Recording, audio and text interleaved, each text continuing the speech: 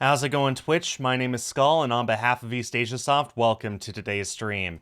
Today, I am beginning a brand new playthrough of a game called SeaBed. And there's a few reasons I chose this game to play today. First of all, of course, we finished Venus Improbable Dream last Sunday. I love having Sundays because it's the day that I get to play whatever I want. And I'm playing SeaBed today. And this is a long Yuri mystery visual novel. It's also a kinetic VN, which means that there aren't any route choices or anything like that. It's a single story. You play from beginning to end. And I've heard that it's a great one. So yeah. Main reason I'm playing this is because it's one of the few games that got a physical release. This is my cartridge of SeaBed. I wish I'd brought my case out as well, but, well, didn't think about it until I already had my green screen set up. Didn't want to do that again. So yeah, this is one of our games that got a physical release. Now, to be clear, it got a physical release a while ago. I don't think there's any left in stock at PlayAsia, but if it was good enough to get a physical release, then I am all for it. You guys know how much of a sucker I am for VNs. I mean, look at this one that I played last week. That was fun. Anyway, you guys aren't here to hear me ramble on about my love of this. You guys are here to see two girls kissing. So, let's hop into SeaBed and see what kind of a great visual novel awaits us. Hello, Nian. How are you doing?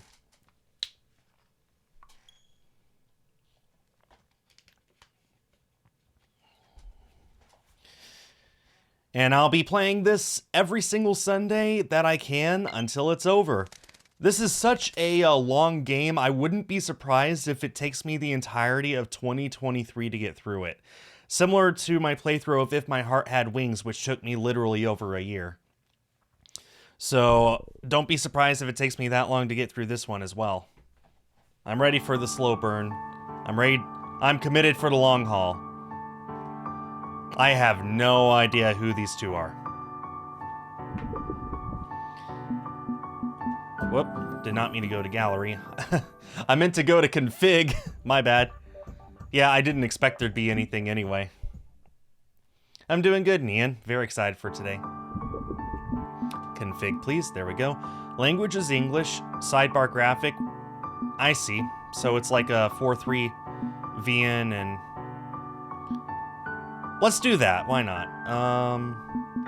Lower the brightness just till it's about there. Message speed. Speed that up a little. All good. Okay.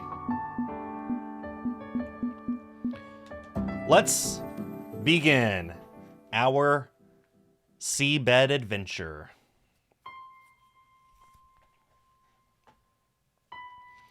I don't know if there's any voice acting in here. I'm prepared to voice act. I just don't know if it's here or not. Created by Paleontology.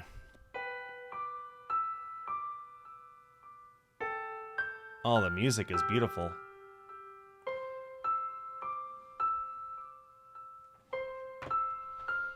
And that solitary piano. I envy anyone who plays the piano better than me, which is everyone. I actually do know how to play piano, I just never got good at it. Violin is what I was good at. I'm prepared for everything. It's part of the job.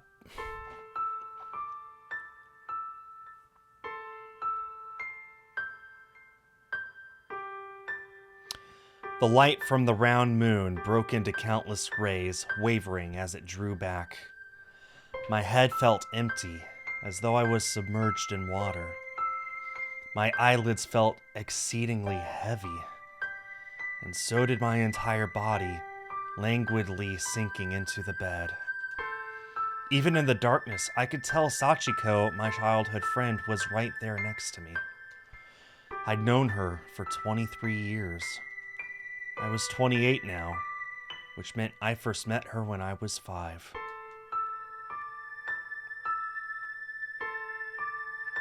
My family moved that year. Takako, that's the person talking, I suppose.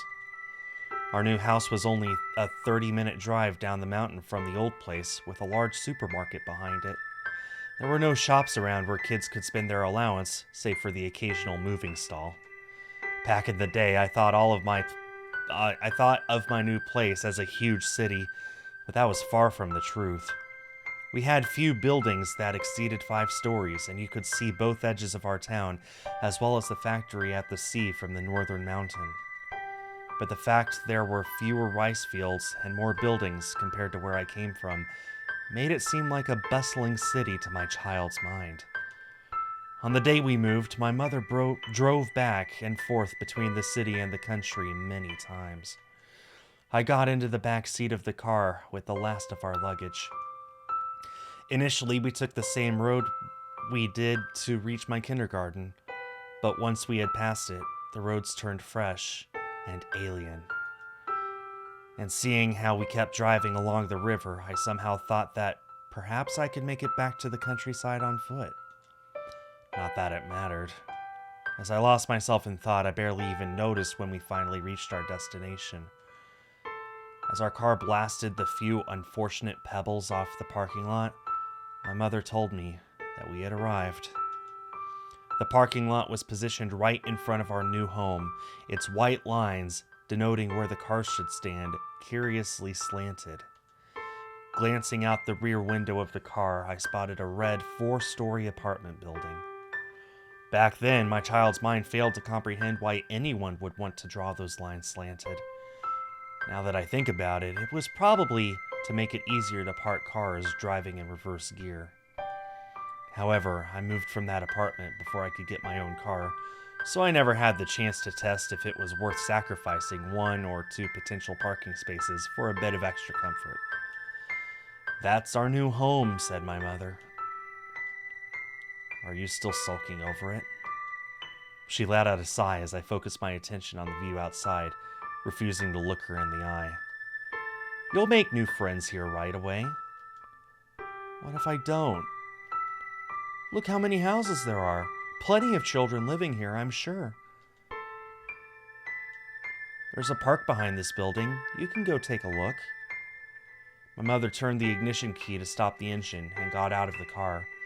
She then opened the door on the opposite side of me and began unloading our bags. I suddenly noticed a small girl walking in front of our new house. She was carrying a red bucket and a trowel. She circled around the building, disappearing behind it. As I got out of the car and started running after her, I heard my mom's voice from behind. "Hey, Takako, where are you going?" "I'll go look at the park."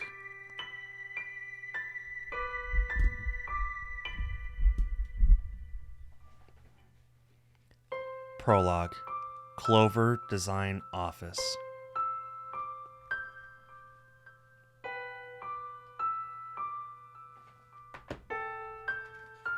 And I guess it'll just advance on its own.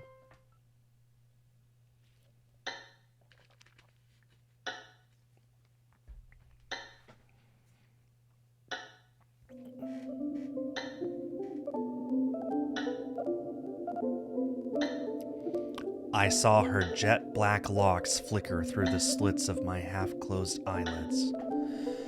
Sachiko turned to me as I extended my hand, her long black hair swaying in the air.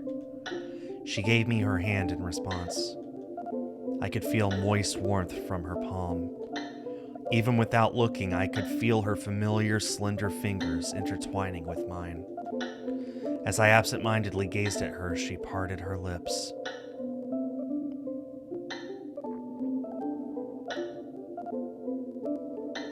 "What are you thinking?" I tried to remember when we last held hands like this.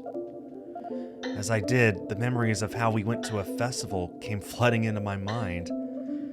"Which festival?" "The one we went to back in kindergarten. Or was it in elementary school?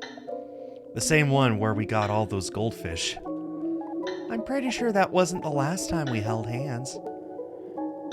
"Do you remember how many fish we got?" Was it 20 or so? "It didn't go that high. I think it was either 18 or 19. When I came back after looking around some other shops, I found your bowl so full of fish they couldn't barely fit in anymore." "You bought me a caramel apple back then, right?" "Did I?" Honestly, I was more shocked by how eager you were to keep on catching goldfish despite your scooping paper already being in shambles. I was waiting for it to dry up. Does that actually work? I mean, it'll just get wet the moment you stick it back into the water. Sounds like a waste of time to me. Patience is exactly what you need to win that game. She considered the space above me for a second. Something wrong? You said it was around 20, but I'm pretty sure we only brought one bag with us on our way back. You're only allowed to take up to 3 with you. Oh. Well, that really was a waste of time then. But I could choose the cutest and most energetic ones. Good for you. One lived for quite a long time. I still remember having it around the time I got into middle school. Ah, was it that black one with the long tail? Yeah, it lived for so long I even gave it a name. Was it Belle or something? Was it? Didn't you say it reminded you of a temple's bell? Ah. Don't me. Oh yeah, I remember there was always being one goldfish in the water tank, but then it disappeared right alongside the tank itself. Did it get sick? I think it was mold or something. One day I realized that it had some sort of weed growing from its scales. I tried plucking it out, but... Sachiko knitted her eyebrows. They grew right back. I think it suffocated in the end. Is that really mold? I found a book about goldfish diseases sometime later. It said that weed doesn't grow on a live fish, but in the case of goldfish, it can grow on mold that gets stuck between its scales. I don't know which of these girls is talking at this point. The book even explained how to fix it. Would have been nice if you found that book earlier. Yeah. I closed my eyes and listened to the silence, but it was so overwhelming, I ended up opening my mouth again. You think that goldfish resented its master for being unable to cure even a simple disease like that? I don't know. What do you think? I don't know either. I loved that goldfish, though. I haven't kept another fish since. I liked how elegant it looked as it swam with its long fin behind it. When I got it at the festival, it wasn't that long, you know, but then it grew really fast. It was always different from the others. I see.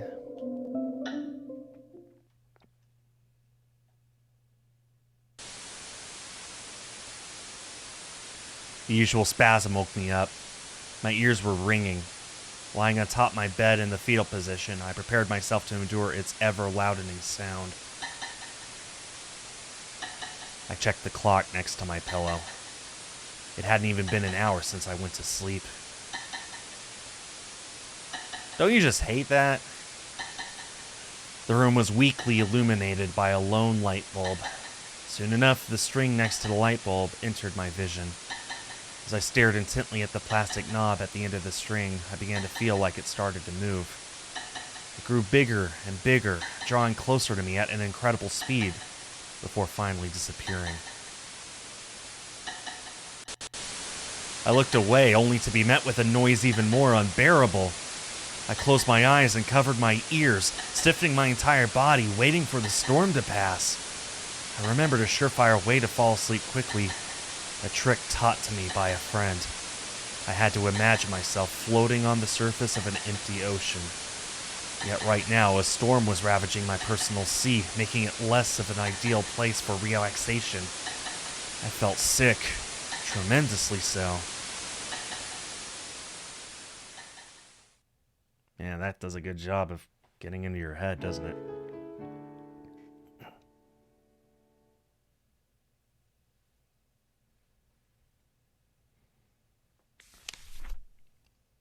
It looks like Sachiko's the one talking now.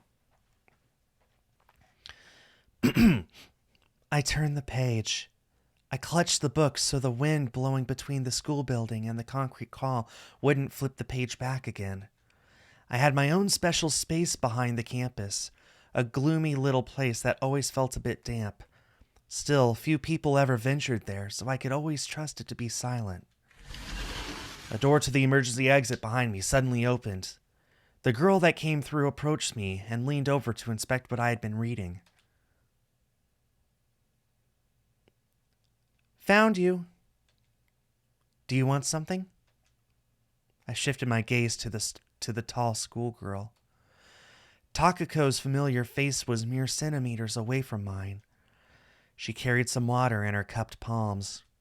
It seeped through her slender fingers, a few drops traveling down her white arms, peeking out of the skimpy summer school uniform.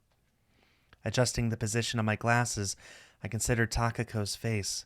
Even bowing down, she seemed very tall. You just can't get enough of places like this, can you?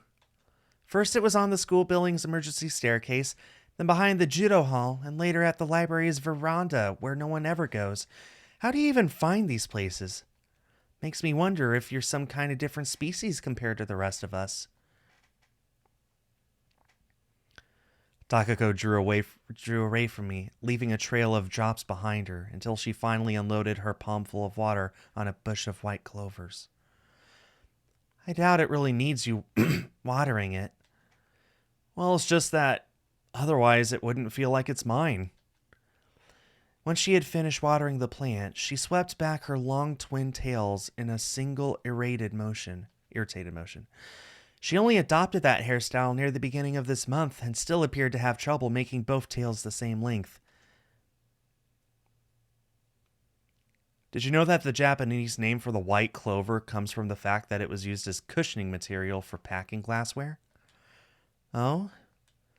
Don't you think it would be way cooler if your parcels were filled with white clovers instead of bubble wrap? I guess so. Though you shouldn't write off bubble wrap like that. It's pretty great to play around with when you're bored. Yeah. You looked up its name? I imagined it might have some deeper meaning since it was present from you. It doesn't. I see. By the way, the weather's great today, so what are you doing reading a place like this? I'm here precisely because the weather is good. If it wasn't, I would be at the library instead.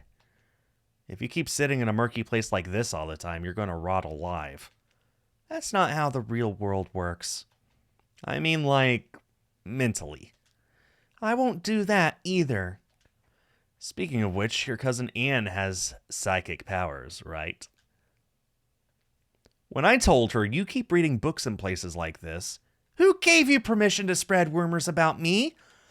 She said that they all give her shivers, as in she can't even get close to any of them.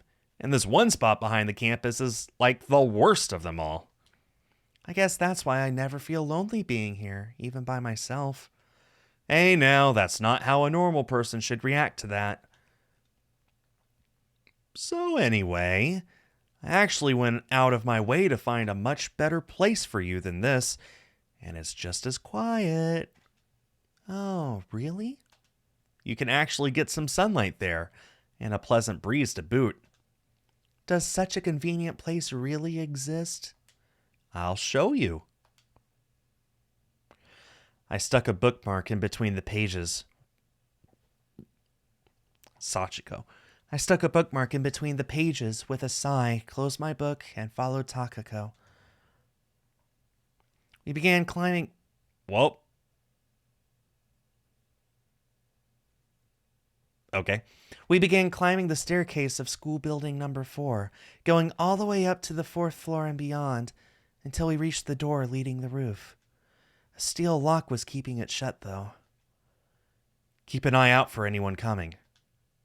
Takako drew closer to the small window and began fiddling with the lock using a hairpin she produced from her pocket.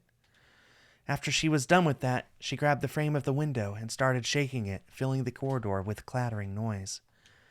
It let out a final loud rattle before its lock sprung out of its place with a click. Takako opened the small window and, planting her foot on the windowsill, jumped through. She turned around and extended a hand, signaling me to follow her. Frowning, I exhaled a sigh, but that didn't faze her in the slightest. I sheepishly gave her my hand, and after taking a step on the windowsill, was pulled outside. A cool breeze swept across the roof. I could feel it caressing my hair as I closed my eyes, unable to stand the brightness.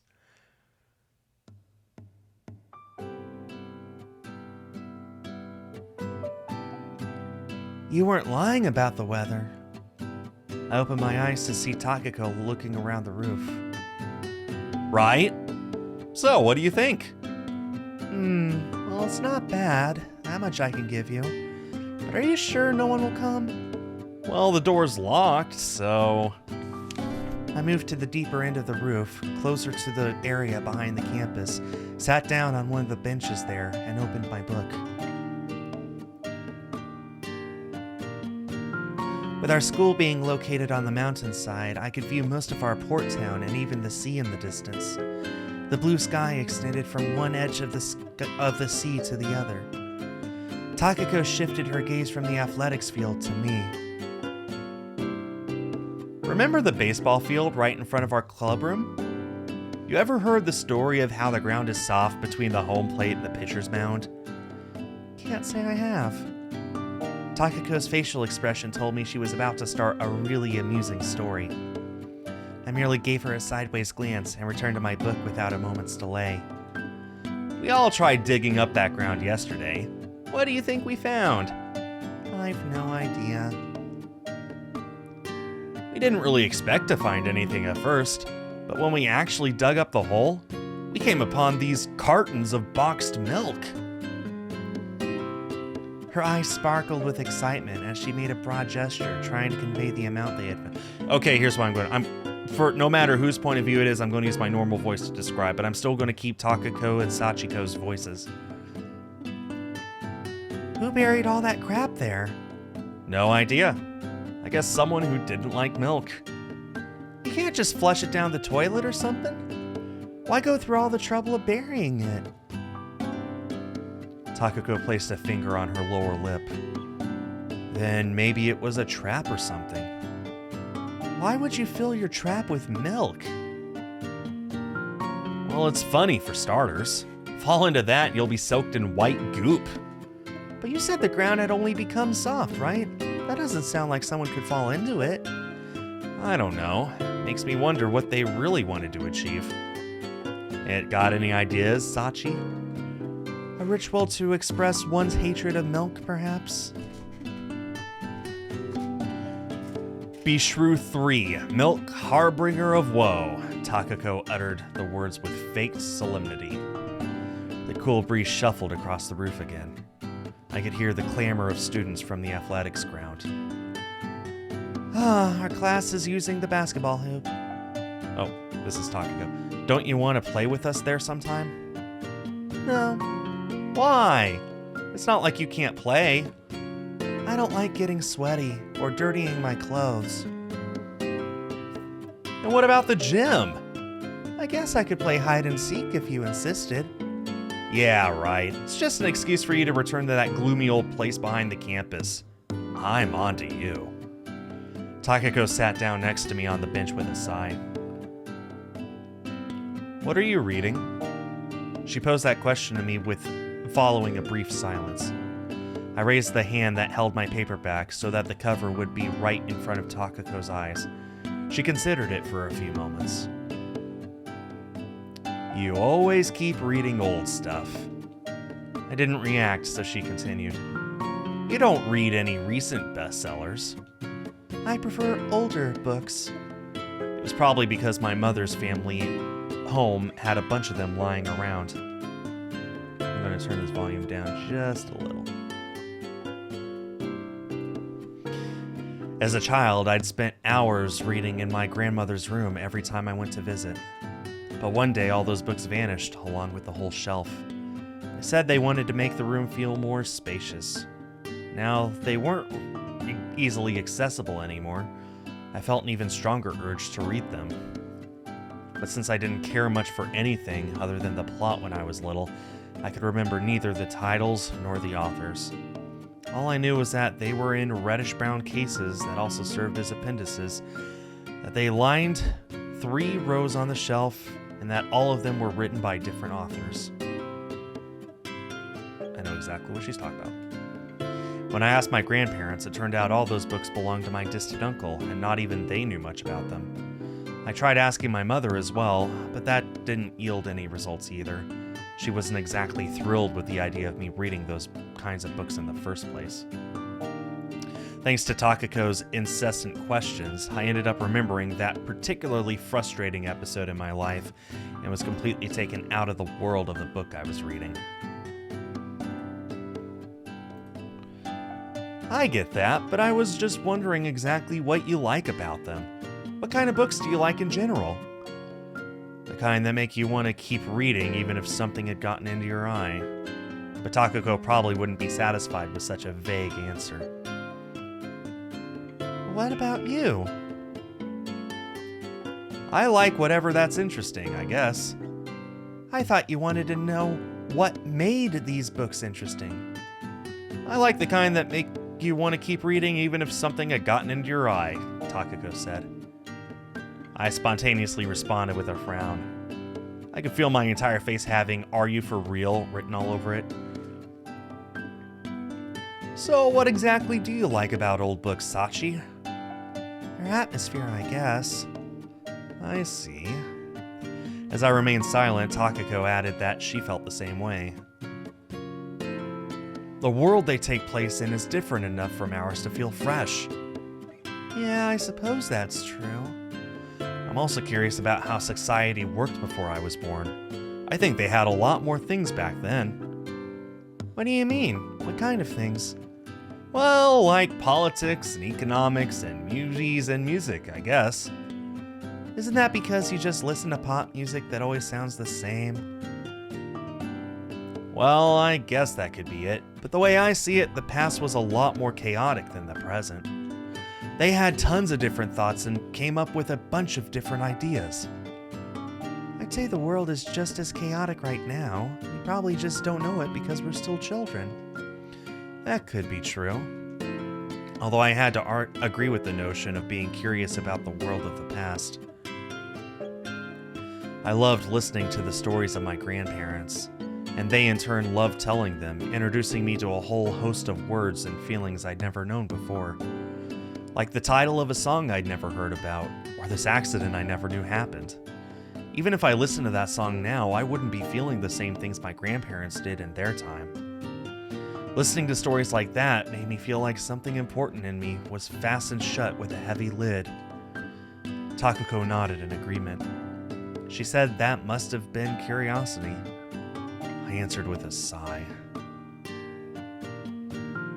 It's just like that hole I told you about. Could you not liken my hobbies to rotten milk? I shot an exasperated look at Takako's satisfied expression before returning to my book. Is that book fun? I feel like you already asked that. Hey, all you told me was that you like old books. Now I'm asking you about this one specifically. Well, I guess it's not bad.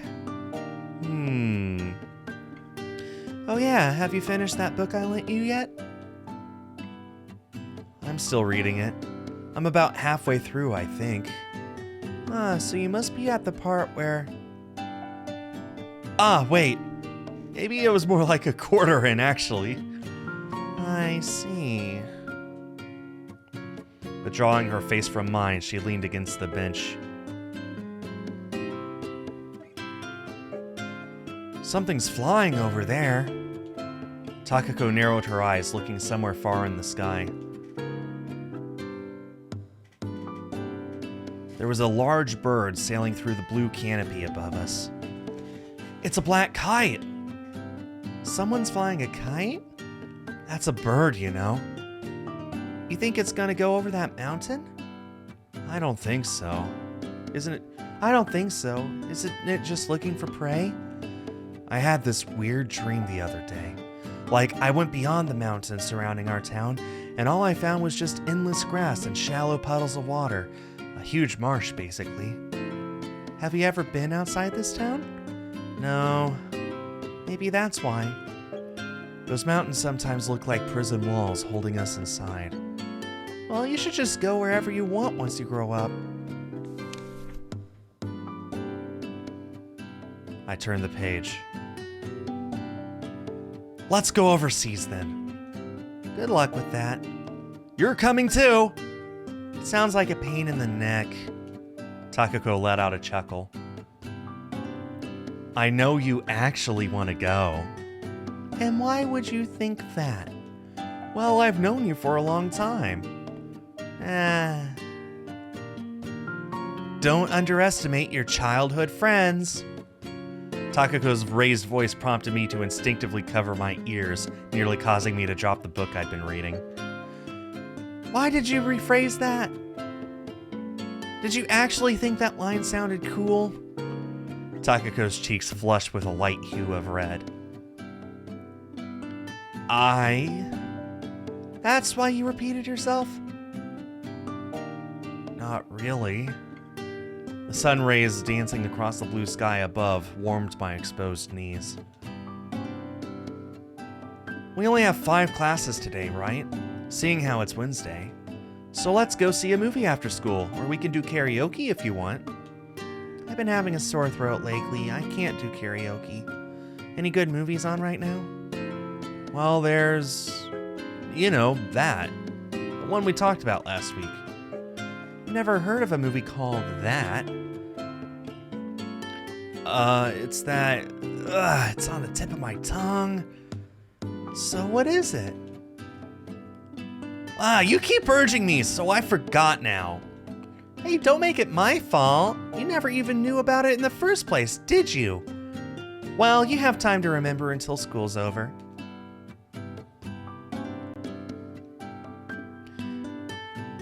Do you remember the final song we did the last time we went to karaoke? I do. I was on my bike heading home when I got to a traffic light. I checked if no one was around and started singing it by myself, only to realize there was a biker parked right beside me. Boy, that was embarrassing. Is that so? I'm not going to karaoke today. I have a sore throat. I wasn't trying to say I wanted to go. So you just wanted to tell a story? Yeah. I see. Good for you.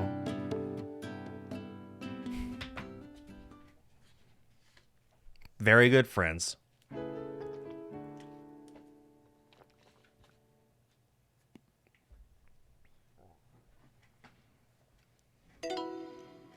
The tips menu has been unlocked. Woohoo! Room 008 has been unlocked. Narasaki Clinic.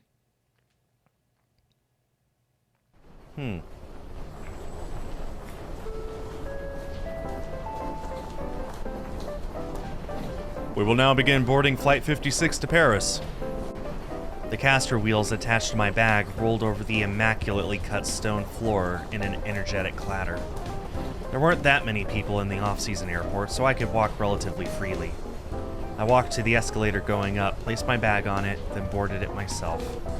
I glanced down to see Takako staggering as she tried carrying a large Boston bag in her arms.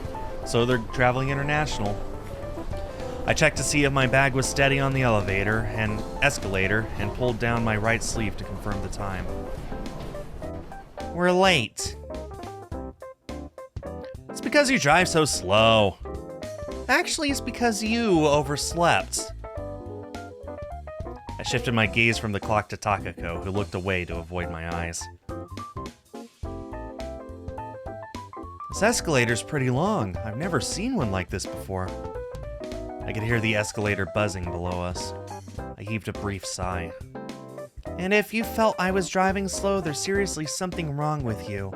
Has no one ever taught you about preventive driving? Preventive driving? It's based in foreseeing the possible dangers on the road, defensive driving. You might be going too fast without realizing it. A car might appear in the opposing lane. You might have to abruptly brake. A pedestrian might jump on the road. You might have run over something. Too late to worry about that now. Takako let out a hearty chortle. Are we really cutting it that close? It's about an hour and a half until the flight. You think we'll make it in time for check-in? Let's hurry. You want me to run again? Takako didn't seem too thrilled about the idea. I glared back at Takako. She leaned against the Boston bag, placed a step above the one she was standing on, and closed her eyes. Don't sleep. Her head was at a perfect height for me to flick it. Ouch! Takako placed her left hand on her forehead. Did that help wake you up? Yeah. I lifted my bag and stepped off the escalator as it reached the top. Takako placed her Boston bag back up and followed me. I walked through the carpeted corridor at a hurried pace. Through the row of windows to the right, I could clearly see the cloudless blue sky. I looked to my side as the caster wheels on my bag rolled at a brisker pace than before. Takako held the Boston bag in her arms. I had no idea where she got it. It seemed like an antique covered in freight seals with a bunch of different languages. You didn't bring much, as usual. You think so? You think so? I think I packed everything I would need. Passport, tickets, camera, notepad, medicine, and a nail clipper. You're buying clothes at our destination again? Yep. And I could wear this for as long as there's a washing machine around. Takako pulled on her shirt to show it off. Let's buy everything we need once we get there. Good idea. So are they doing this long term, maybe? As we followed the guide map, we found ourselves in a wide hall. There were check-in counters at the end of it, and the flight board in the middle, dangling midway between the ceiling and the ground. I left my bag on the ground and took a few steps towards the board to confirm our boarding gate. Takako soon followed. A melody rang out from the speakers at the top, signaling the beginning of another boarding announcement. I wasn't listening too closely at first, but I could confirm the details from the simple English announcement and the actual flight board.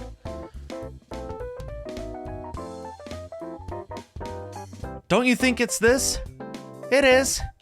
Spotting a big round clock in the middle of the hall, I confirmed how much time we still had. Let's go! I picked up my pace again. Whoa, don't leave me here! Takako cried out behind me. I'm definitely going to get these voices mixed up from time to time.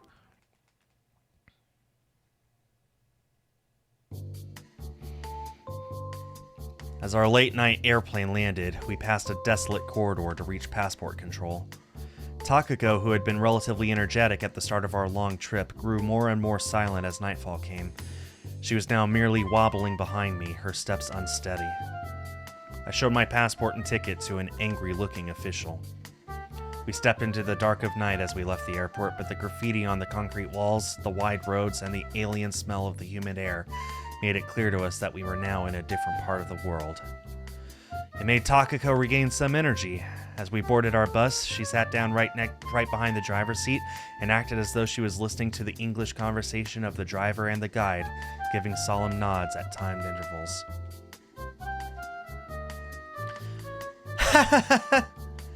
What did they say? I think they're talking about going somewhere with someone. Let me guess. You haven't the foggiest what they just said. Look, I can understand a few words. You should practice more and translate for me. Yeah, whatever. Drops of rain pattered against the wide front window. I wonder if the weather is going to be alright tomorrow. I hear the weather changes really fast around here. Should be okay, I think. There was no point trying to argue with such a positive, if groundless, notion. I shifted my eyes to the scenery outside, noticing some unfamiliar southern plants among the trees lining the streets. As I spent my time absent-mindedly gazing out the window, we eventually reached the hotel. I'm 100% beat! Takako threw her bag on the ground and dived face first into the bed.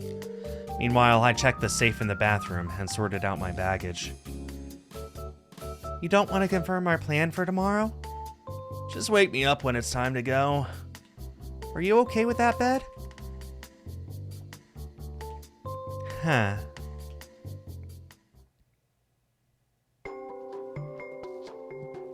It's morning! Wake up! Takako parted the curtains in a single violent swing. Turning in the direction of the noise with my eyes still half opened, I was welcomed by a beautiful blue sky beyond the window. That's a snake, isn't it? Hey, I found a snake, Sachi! Takako came over and began banging the area of the bed just next to my pillow. Let's go have breakfast! Where? I think I saw a fast food place from the balcony. We could go see what they have, and if it sucks, look for another place. Let me change first. Hurry up! I don't know this. Dépêche-toi! Dar's prisa! Jeez, give me a break. I began dressing myself while complaining about my loudmouth roommate. In the end, we decided to buy hot dogs from a nearby convenience store for breakfast. The sausage came in either spicy or normal flavors, and you could choose pickles, cabbages, and shredded onion for the vegetable topping. The bread felt a bit soggy to the touch through the silver foil it was in, but the strong taste of the other ingredients solved that problem. Takako was panicking over having accidentally dredged her thing in mustard. Being a person who isn't into spicy cuisine, she tried to eliminate the taste by adding more ketchup. Later, she told me she ended up putting on so much she could taste nothing other than that. In any case, it was big enough to quell her morning hunger. Let's go to the beach! Takako blurted that out right as we left the convenience store. Right now? You got your swimsuit? And the oil? Can't forget the water goggles either. I have everything, but I thought we agreed to explore the town in the morning. There's no time like the present. I feel like swimming right now. Yeah! I caught Takako by the hand as she was about to stride off in the direction of the beach. Wait! Remembering Takako's love for playing with water, I decided to stop her for now. Even as a child, the mere sight of a puddle of water, be it a river, rice paddy, or sea, would purge all thoughts from her mind save for swimming, and perhaps looking for marine animals. She'd keep at it until the sun had already set. Let's just stick to the plan. Why? Wouldn't you prefer not having any other plans on your mind when you go swimming so you can take your time and relax until it gets dark? I see. You got a point there, Sachi. Anyway, we had that map with all the cool places marked on it, right? I took the map out of my bag. Yeah, I remember that. There's a shopping district right next to the hotel. I'd like to do some window shopping there. Seriously? That's just what I'd want to do personally. Weren't you hoping to visit some Sea Cape as well? The one that's hot with tourists? Ah, the one recommended for couples, right? I'm up for that one. I read they also had a firing range. Takako pointed to the red circle she drew on our map. Anyway, let's visit all the spots we picked in order. Okay, whatever. I guess we know how this relationship goes. With her permission, we started down the wide and smooth slope in the direction of the closest mark on our map. The clear, cloudless blue sky above seemed to mock my concerns from yesterday as the warmth of the sun pierced through the air, caressing my skin. I had never seen the sun look so bright before.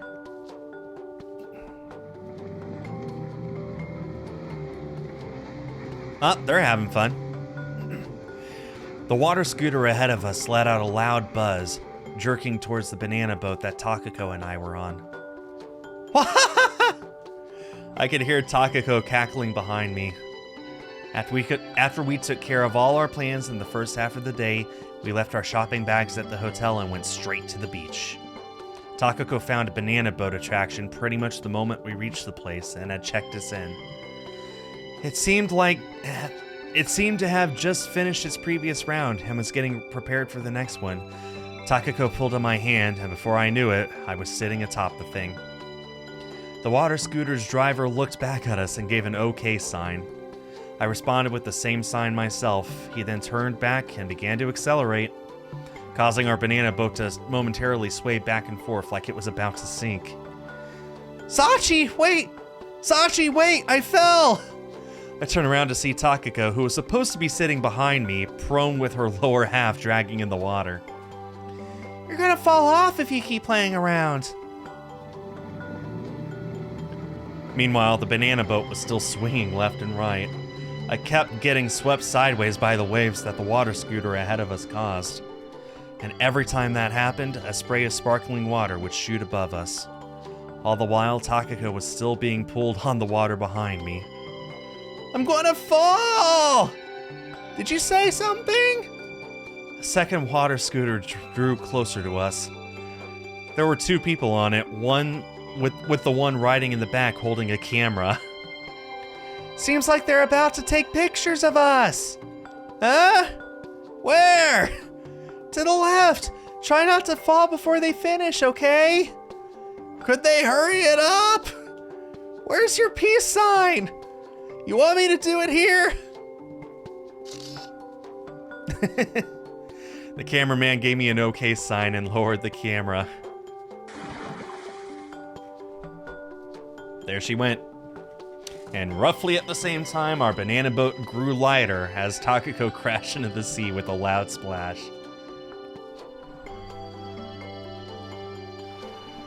That was fun, said Takako, her breathing ragged.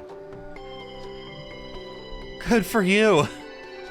Takako didn't wait for the boat to pick her up and swam to the shore by herself. I wonder if that picture came out well. As I returned to dry land, the person from earlier came over to sell the photo in question. In broken Japanese, he explained how he'd send it to our hotel after developing it. It cost about 1,000 yen, $10. So it's not included in the initial pay. Figures. Which reminded me that I had a similar experience with pushy photograph sellers at another resort. But as I was thinking that, Takako came back and gave the man the okay. Should still be fun, even if I'm not on it. I suppose you're right. I picked up the sunglasses I left with them for keeping and turned back to Takako. She was looking at the bright sky.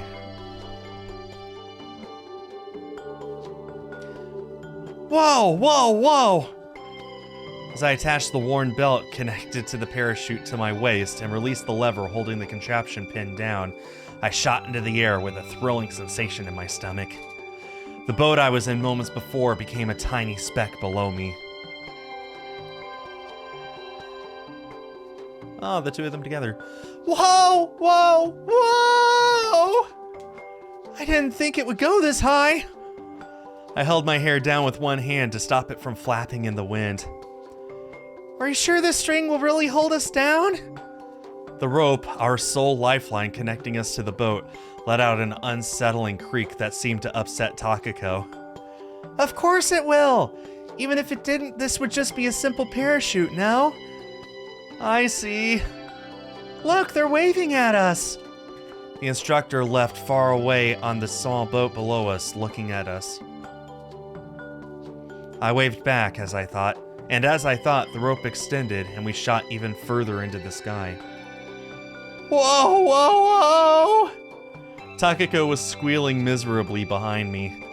Admittedly, though, even I felt a strange sensation in my stomach as I glanced down and saw the sea so far below I could barely make out anything. Enjoying the sense of thrill, I swung my legs back and forth a few times, shaking the contraption holding us. This, in turn, caused Takako to let out a pitiful scream. Hey! She clutched my shoulders. I stopped looking downwards and inspected the island itself. I wonder if we could see our hotel from here. Isn't that the cape we just been to? I pointed at the cape jutting out from the cliff beyond the beach where we rode that banana boat earlier. A familiar white lighthouse stood on it. Where? Oh yeah, I think that's the place.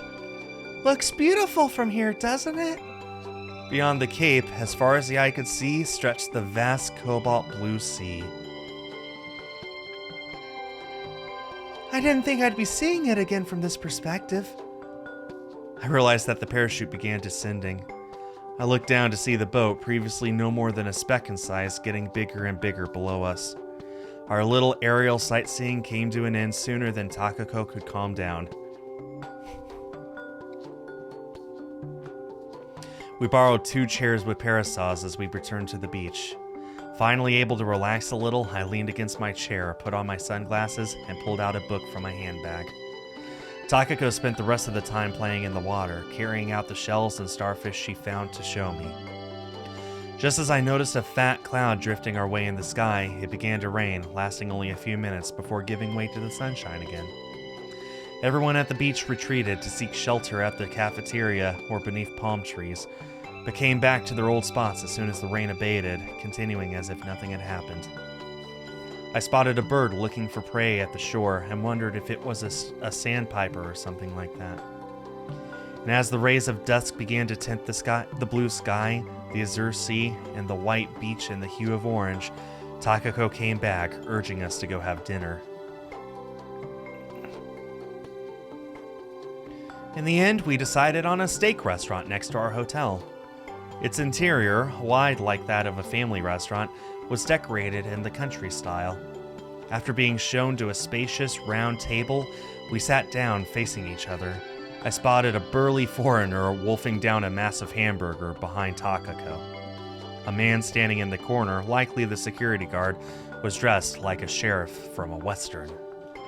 A sizable glass was placed in front of me with an audible clink. "Isn't that yours? It looks like tea." I think it is."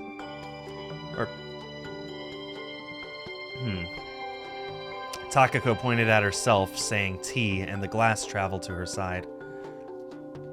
I get it. My coffee came a bit later, but the portion was once again unusually big. "They advise that the drinks are free, but I don't think I could possibly drink all this in one go." My stomach began to ache at the very sight of the massive, almost 1-liter jug. I'm getting the voices screwed up. "Huh? Is this really tea? Don't tell me you expected him to serve you oolong in a place like this." "Damn! I can't drink this." "You could ask them to give you some milk and sugar." "Just how many kilos of sugar would I need to add to a thing like this?" "Don't forget, it'll all go to your body." "If I had to drink this at home, I'd rather end up fat or a damn bodybuilder." Takako took a few gulps from her mug of black tea. "It has a pretty strong taste." After a bit, Takako's steak and salmon arrived, along with the salad we both ordered. I didn't notice it when I was looking at the menu, but it seemed like both of what we ordered came in a set with extra pilaf and bread.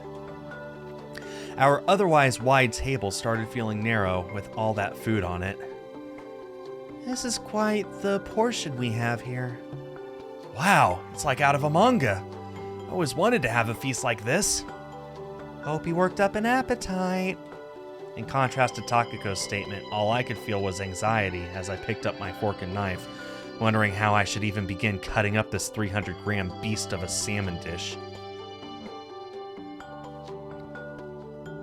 As we returned to the hotel, Takako crumpled down on the bed, clutching her belly. At first, she was excitedly wolfing down her food, but by the time half of her steak was gone, her expression clouded over and tears began welling in her eyes. Before we knew it, our exciting dinner turned into a battle of willpower. Steakhouses will do that if you're not ready.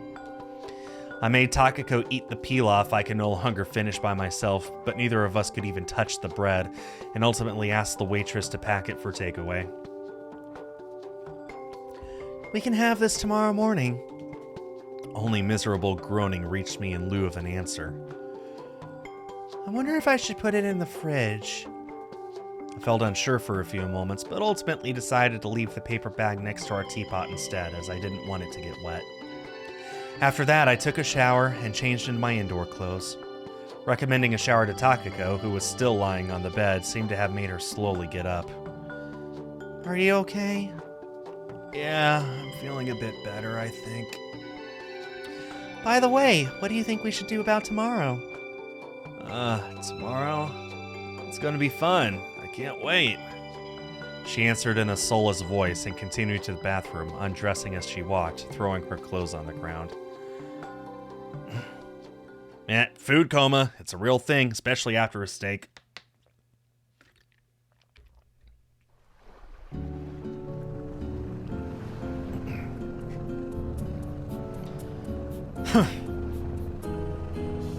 Takako jumped on the pier as our fishing boat drew closer to the shore. As the boat began slowing down, I threw Takako the backpack with our things. So I guess this story jumps between timelines a little bit, and between character perspectives. Takako caught it without problems. I picked up my handbag and stepped on the pier next to her, my sandals pressing against the old wood with a dry creak. This place looks nice.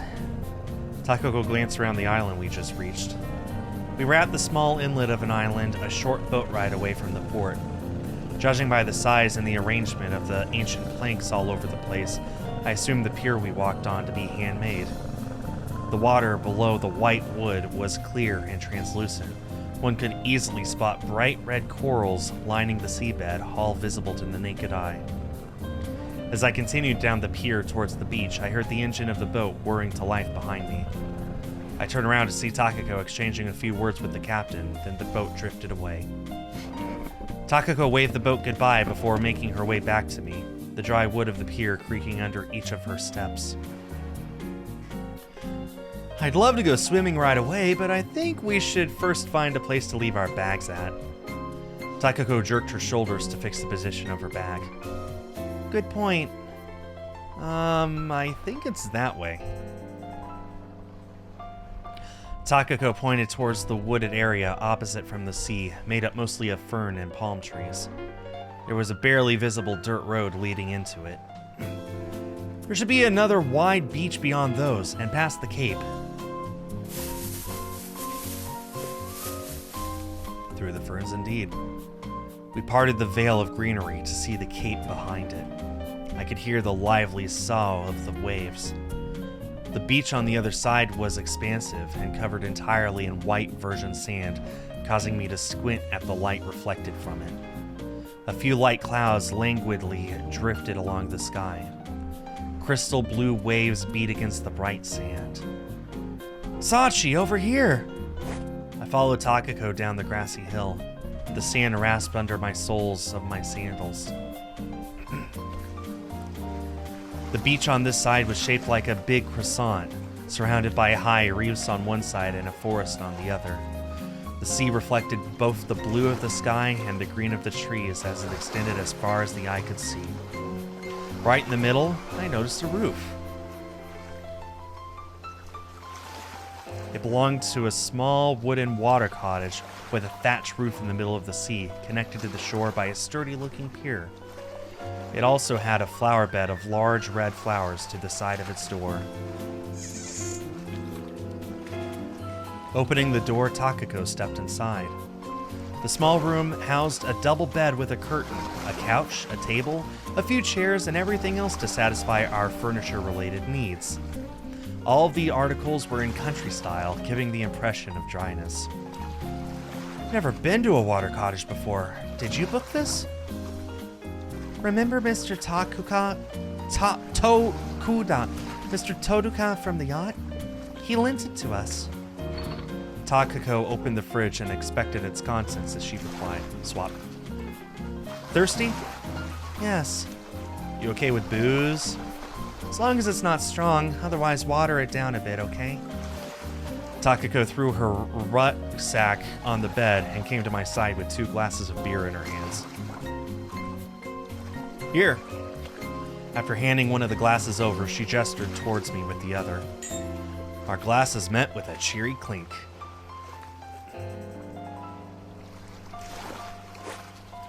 I was resting on the sheet while watching Takako play around, doing a combination of cartwheels, backflips, and then a backward somersault, but her hand slipped on the last one and she landed on her bum. Hey, stop that! I don't need you hurting yourself. I gave her an indignant look as she came closer. Her silhouette blocked the bright sun, putting me in her shadow. She had fairly impressive abs for her age. I'll go take a swim. Have fun. She began running towards the sea, but stopped midway, came back, and sat down next to me on the sheet in the shade of the trees. Sand's too hot. She was rubbing the soles of her feet, trying to cool them off. Need a pair of sandals? I gave the pair lying next to me a glance. Takako considered those sandals for a moment, then shifted her gaze to the sea. Yeah, hot sand, no joke. It won't matter once I reach the water. She stood up. I'll go take a swim. Have fun. Let's go swimming together later. Sure. She dashed across the sand-covered beach towards the sea. I lay down on my sheet. The leaves of the palm above me were swaying in the wind, occasionally giving a few glimpses of the blue sky beyond them. Sachi! Looking in Takako's direction, I saw her trying to keep her balance among the green waves as she attempted to put the swim goggles on her face. She appeared to be saying something, but the sound of the waves drowned it all out. I can't hear you! There's some really beautiful fish and corals in here! As I cocked my head, Takako shouted in a louder voice. Seemingly satisfied that I waved back at her, she put her goggles back on and dived back into the waves again. As Takako disappeared with a splash, the sea returned to its prior calm state. The light tropical breeze disturbed the leaves and the water surface, leaving a pleasant kind of humidity and warmth. Splash! I absentmindedly observed the somewhat boisterous calm of the tropical sea as Takako's face popped out of it, sending a spray of water into the sky. She was quite a distance away from where she had initially submerged. I caught it! Takako began walking towards me, her legs piercing through the underwater currents. She was carrying a large blue fish. There was this huge fish! She tangled it in front of me. How did you catch it? I was gazing at the distance as a shadow fell on my face. It was Takako's face, who had been gone to explore the island that blocked the sun. Her hands reached out to me. It looks good on you. I touched my head to find a hibiscus crown on it. Hibiscus crown, got it. I found a cave down there. Want to go see? She gave me her hand and pulled me up. I think it'd be better if you put your sneakers on. I think it'd be better if you put your sneakers on. As I was about to put on my sand-covered sandals, Takako placed my sneakers next to them. Are you trying to take me someplace dangerous? Not really, but it's surrounded by cliffs, and you might step on a shell along the way. I put on my sneakers while Takako picked up her thin beach coat. It smells fishy to me. I just don't want it to get bit by bugs. How far is it anyway? About 20 minutes or so on foot, I think. I mean, they did say you can go around this entire island in less than an hour. She glanced down at her hand-drawn map. I leaned closer to inspect the collar of her coat and smelled the citrus-like fragrance of an anti-bug spray. We trekked to the cliffs on the other side of the cape that we passed on our way to the beach, finding ourselves at what looked like a dead end surrounded by reefs. Is this really the correct way? If you go along that cliff, you'd be able to pass along the sea, I think. Maybe it got sunk by a high tide or something. Wait. Takako went towards the cliff she was pointing at earlier. She stepped on the neighboring patch of water and kept walking. She took a few careful steps before turning back to me. I think we can pass through this. I followed her, the soles of my sneakers splashing at our slightly submerged bridge. Soon enough, we found ourselves at an expansive area on the other side of the cliffs. It was a huge shoal beach. A long bridge of sand extended into the sea in an arc. I've never seen anything like this before. Should have brought my camera. Takako gazed into the distance. She then continued onward, stepping on the slightly submerged sand as she scrutinized the map in her hands. The sound of the waves felt more distant than before, the splashes of water below our feet drowning it out. The clouds drifted along the sky sluggishly and in a chaotic pattern. As I walked on, gazing at the emerald green sea, I suddenly felt like the waves on its surface were drawing closer and closer to us. Takako? Yeah? A drop of cold water landed on my head. Before we knew it, a huge shadow covered the beach we were going on. I glanced at the sky to see a massive storm cloud pass above us. Pit-pat, pit-pat. A few ripples extended across the surface of the sea, and in the next moment, it seemed as though a waterfall had exploded above us. Let's go to the woods!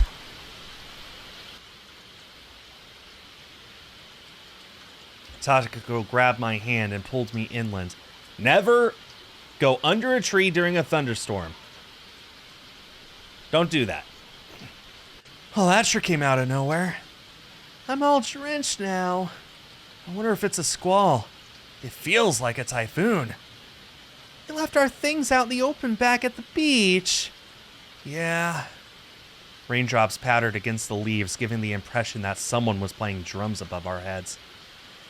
Through the foliage above us, I could see a cloud sparkling in white as the sun rays pierced it. Takako sneezed. I'm freezing. Just don't catch a cold in a place like this. As I leaned against the tree waiting for this to pass, Takako suddenly came closer and pressed herself against me. It's warmer like this. Hey! She pressed her breasts against mine. I could feel their softness through the swimsuit, our warmth blending together. As I had nowhere to escape with the tree trunk behind me, Takako began rubbing her body against me.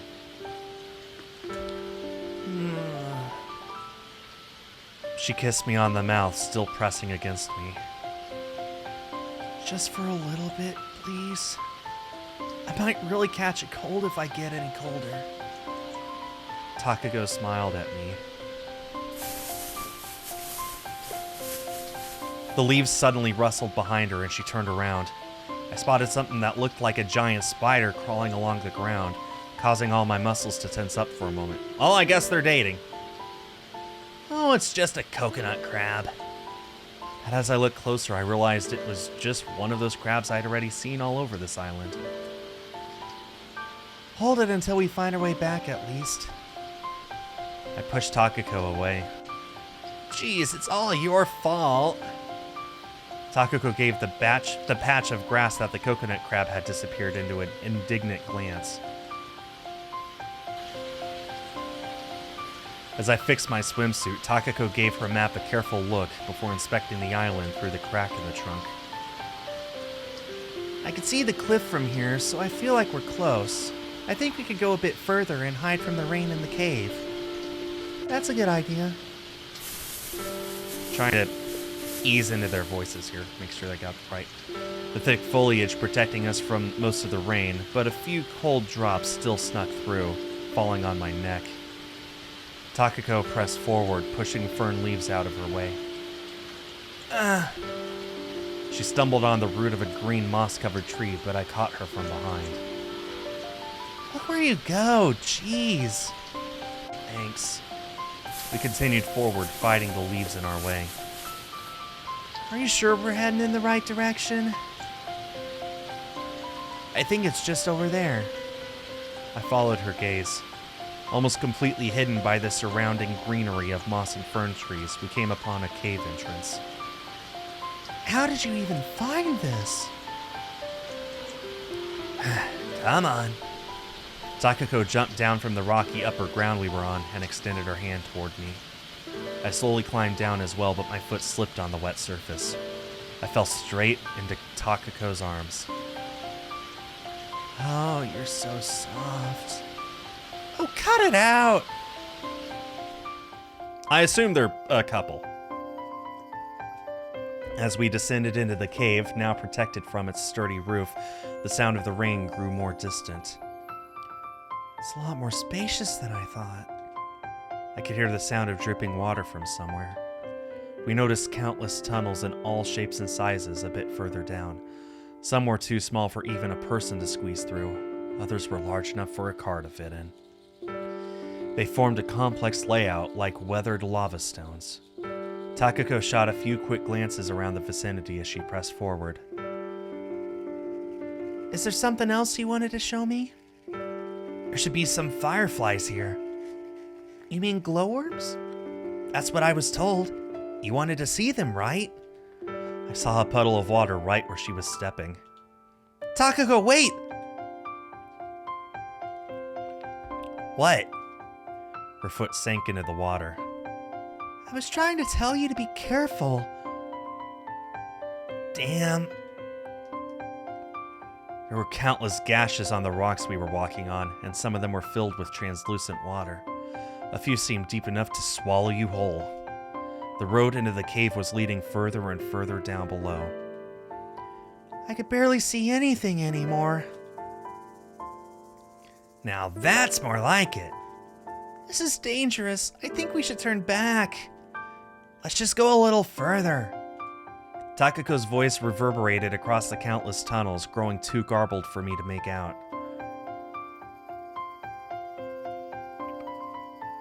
Did you say something? I stopped and looked at her. Look! There seemed to be a light above a large black rock further down. I could see a few trees and a patch of white sky through a hole in the rock wall.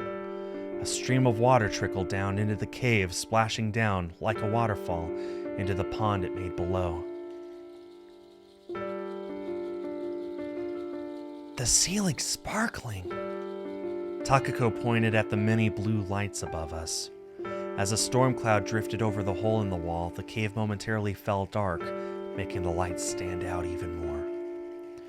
They look like stars. I wish I brought my camera.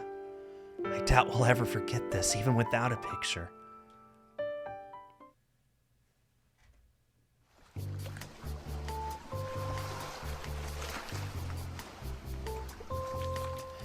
We got out of the cave and after traversing the woods again, found ourselves on the beach we had originally started out from.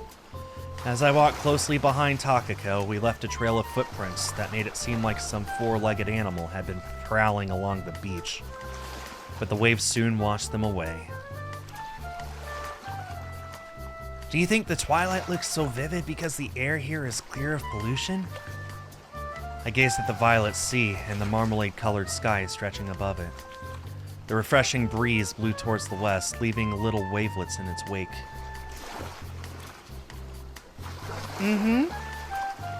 Takako raised both her arms as she stretched. I absent-mindedly gazed at Takako's marmalade-colored back in the violet sea while trying to hold down my hair in the wind. Takako's twin tails painted circles in the air as she turned her head. Her face lit up in joy as she spotted something and cheerfully trotted toward it. There was a tilted palm in the direction she was walking. An idyllic-looking tree with its roots stretched all across the green carpet around it. Its tilted trunk stretched all the way to the white sand, while the leaves shuddered in sync with the waves. Takako jumped on the trunk and began ascending it. The view's great from here. I wonder if it got tilted by the wind. The tree would shake with her every step as she balanced herself with outstretched arms. Don't come crying to me if you fall down. I got this. Just as she said that, her sandal slipped, sending her face first into the sand below. I fell. I could see that, you idiot. What were you going to do if you got hurt? I'm sorry. I handed Takako her sandal as she was patting the sand off her butt. Let's hurry back. Yeah. I took her hand and turned back to the direction we came from. Can't believe I have to keep babysitting you, even in a place like this. Takako kept her eyes on the palm as we walked. Wasn't there a picture of a palm tree above the wash basin at the place we used to live at? Was there? The horizon began taking on an indigo hue. Now that you mention it, I think there was some postcard there, yes. I kept imagining what the real world would look like as I washed my face. The real world? So now that you've seen it, how do you feel? Nostalgic. I see. A white seafowl flew off into the distance towards the sea. It's an odd feeling being on an island that not a single other person lives on. If our boat doesn't show up tomorrow, the world will have 2 more missing persons cases. Didn't we watch a movie like that back in school? Ah, that brings back memories. Remind me, what did the protagonist eat to survive? Mainly crabs and clams before he crafted hunting equipment. Well, we did meet the pesky little crab earlier. I say we should find it and cook it for dinner. You think we could recognize it? I memorized its face. What kind of face does a crab have? One with dim, uncomprehending eyes. I don't think you could tell them apart just like that. This place is full of fish and fruit, too. I bet we could live like queens if we really wanted. Being able to let our hairs down at a place like this is nice from time to time, but it'd be the end of us the moment we got sick or hurt. Yeah, you really wouldn't want to get sick here. And there's no bath around. I could build one for you. I hate cold water, so you'll have to collect firewood every day. Sure thing. There's a few word drops that they did there that make me wonder. I stepped on the pieces of coal scattered around the ground, crushing them into pieces before finally mixing them with the sand. Having finished tidying up for dinner, I picked up the empty can and returned to our water cottage.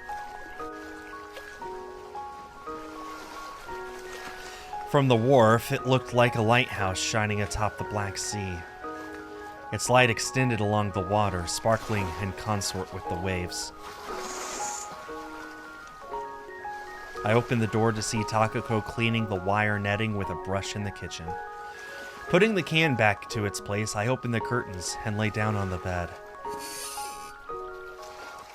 I turned on my side and closed my eyes for a few seconds until the springs of the bed creaked. I felt Takako's breath, who seemed to have finished her cleaning, tickle my neck. A moment passed, and her lips pressed against it.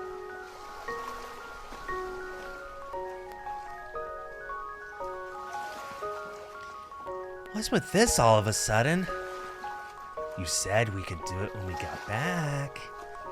Takako pulled me closer to her, placing one of her hands on my breast while sneaking the other under my clothes, trailing it down along my belly. We can if you insist, but are you sure we can dirty the sheets here?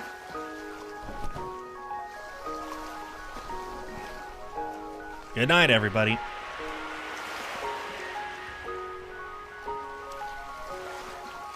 Oh, listen to the sound of the waves.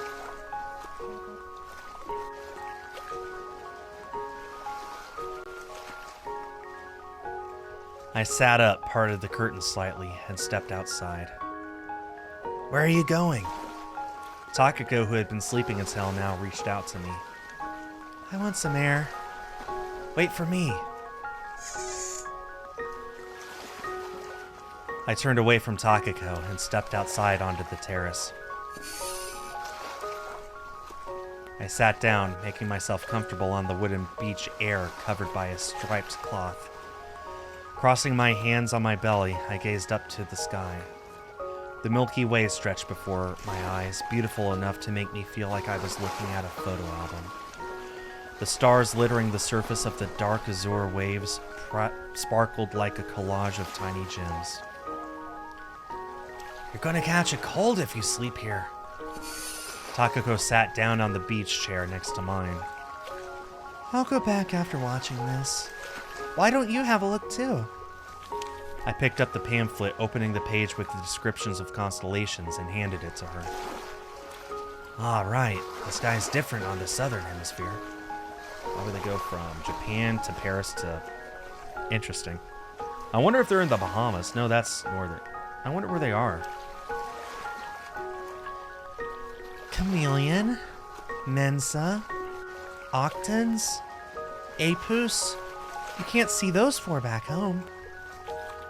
These southern constellations sure have weird names. Seems like most southern constellations were named during the Age of Discovery. It was during that time that European sailors first arrived on these shores. So unlike the northern constellations that were usually named after ancient myths and legends, the southern ones were named after ship parts, scientific tools, and newly discovered animals. Over there. Takako pointed to a spot just a little east of the Centaurus constellation. There are many bright stars over there. Is that a constellation too? I think it's the Southern Cross. Ah, the one with the coins, right? Going clockwise from the bottom, it's the Southern Cross Alpha Star, Beta Star, Gamma Star, and Delta Star. What's that in the middle? It's the Southern Cross Epsilon, I think. It looks pretty bright from here. Kinda. The reason behind the Southern Cross is easy to spot is because its Alpha Star, Alpha Crucis, and its Beta Star, Mimosa, are among the 21 first magnitude stars in our sky.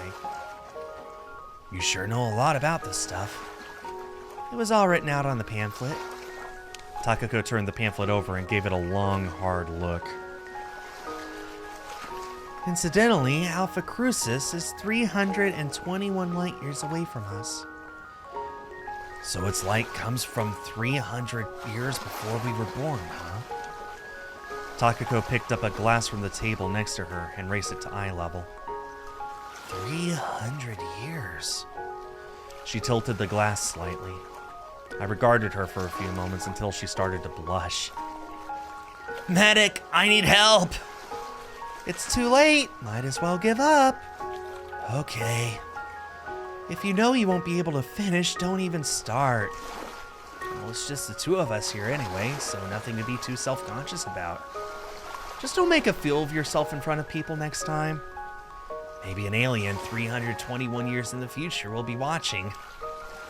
They would need an amazing telescope to achieve that. Well, you know what they say, even the walls have ears. A god might have still been watching us or something, right? Maybe. If we place a huge mirror on that star, would we be able to see this beach from 642 years ago? Perhaps. If you want to test that, how about trying with multiple mirrors and an even better telescope? Ah, I see.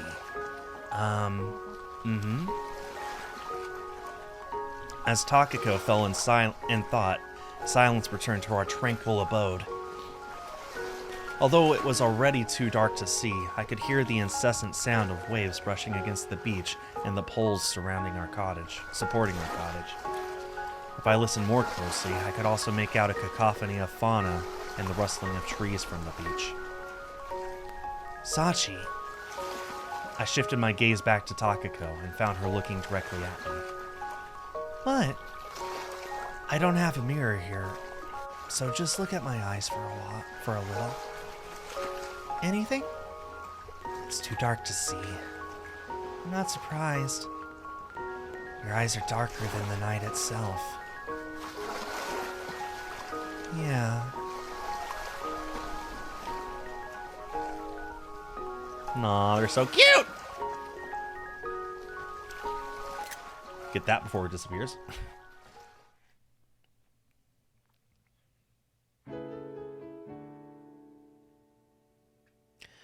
That's a good stopping point.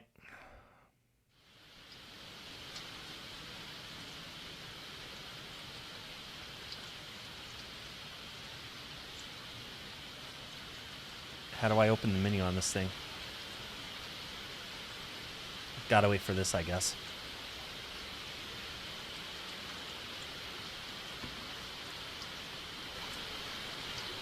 What was up with Takako's noise thing at the beginning of the episode?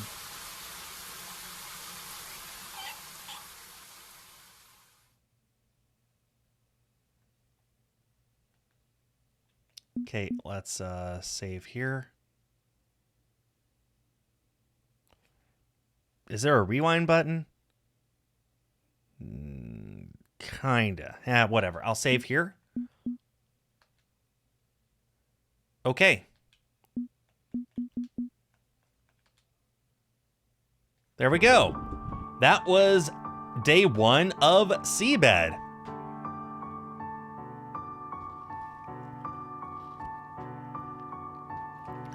So, thoughts. Music is amazing. I love the piano. Great use of sound effects. The art is pretty. I'm thinking there's probably a lot going on that we don't know about. They have mentioned a few things here that have me interested in seeing if there's more to this than meets the eye. There's probably a huge part of their backstory that we haven't seen yet, and hopefully will be revealed in the next few episodes. We got a long journey ahead of us, everybody. I'm looking forward to sharing it with you guys. So, I'll be back next Sunday to continue my playthrough of SeaBed. I'll be back on Tuesday to play something else. Thanks, Nian, for being here. Shout out to the lurkers, and shout out to everyone who's watching this on YouTube after the fact. On behalf of East Soft, I have been Skull. Have yourselves a great day and a great week, and I will see you all next time. Bye-bye.